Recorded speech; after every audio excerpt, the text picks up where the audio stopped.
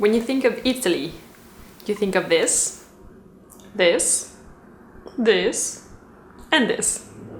I decided to take a field trip and check if that's all true. Buonasera, it's Justine.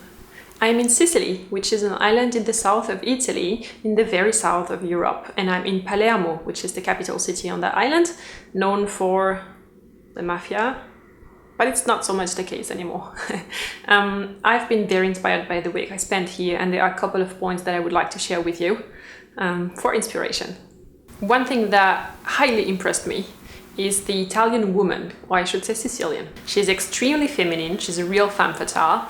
High heels at any time of the day or the night, tight jeans, leather jacket, nice and tailored at the waist, iron hair, full makeup, casual all around the eyes, red and redder lips.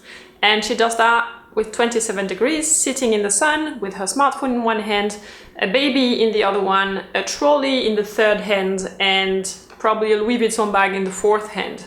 A Sicilian woman considers other women as potential competition. Before she smiles back at you when you smile at her, she'll scan you up and down to assess if you're a risk. If not, then she'll smile back. So needless to say, in my tourist look this week with sneakers and hair like that, I get quite a few smiles and I think they're all really nice. Her ultimate goal is to get compliments. Because as in movies, Sicilian men will check you out from behind in the street. Then they will overtake you, turn around and check you out from the front. They'll assess you pitiless. And then, if they appreciate your effort to look good, you'll get a bella or something like that. So imagine you're that woman. You get scanned up and down from the front, from the back, and then you don't get the compliment. Pitiless world. So yeah, next time they get out the door, they probably wear makeup and have their hair done. Yeah. Actually, I tried. On one day, I was wearing makeup, dressed nice. I got so many compliments. I felt great. I felt twice as pretty as in Berlin. And then on the next day, I wore no makeup, sneakers, regular backpack, didn't care. I got 0 compliments. It feels miserable. Notice that today I'm wearing makeup again. Peer pressure. Why are Sicilian women that slim and pretty? I think it's not something in the water, or maybe it is. It's coffee.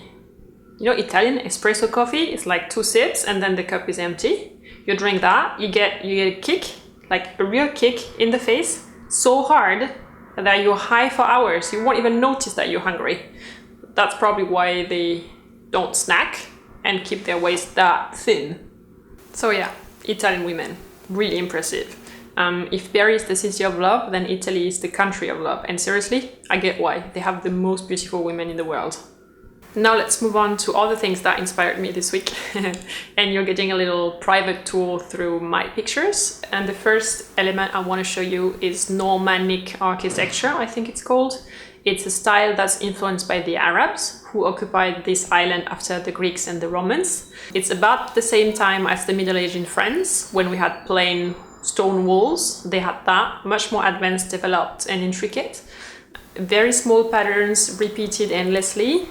Great mosaics, amazing ceilings. If you're doing a fashion project right now and you're looking for print and pattern inspiration, I strongly recommend that you research this type of architecture. It's something really unique, and Dolce & Gabbana have been leveraging that source for their own work. Embroidery with precious stones. The picture that you see here is the crown of Queen Constance of Aragon. I will check. I think she lived in the 12th century. Imagine how early and how advanced that was. Very tiny, you have to zoom in a lot in order to actually see the embroidery. If you walk on the streets nowadays, you see a lot of women still wearing precious stones on their body, and embroidery is still very much alive in Italian design. If you look at Prada or Dolce & Gabbana, you know what I mean. Have you seen the movies The Godfather 1, 2 and 3? So in the first part, he gets married in a little village in Sicily. This village exists. It's called Corleone. It's 60 kilometers south of Palermo in the mountains, hidden. And in the third part of the movie, There is this scene with the massacre in the theater. It happens in the Theater Massimo, which is the theater of Palermo. The Sicilian lifestyle. Here you can eat whenever you want, as much as you want, more is more. You can sleep whenever you want. It's busy, it's colorful, it's lively. Here you see the view from the balcony of my hotel room. I think those balconies give the whole city flair. They're really, really elegant, and they're something that my memory will really associate with Sicily. That's it. I hope you enjoyed this little holiday video. I will leave you with 2 more things to watch. The first one is my drawing tutorial from last week about X-Men. It's great for you if you want to learn how to draw in 3D with the highlighting and the shading of the body. And the other video is, since I talked about makeup inspiration for this summer. If you found some inspiration in this video, thumbs up. If you have questions, comment. See you next week for our next video. And until then, take care. Bye bye.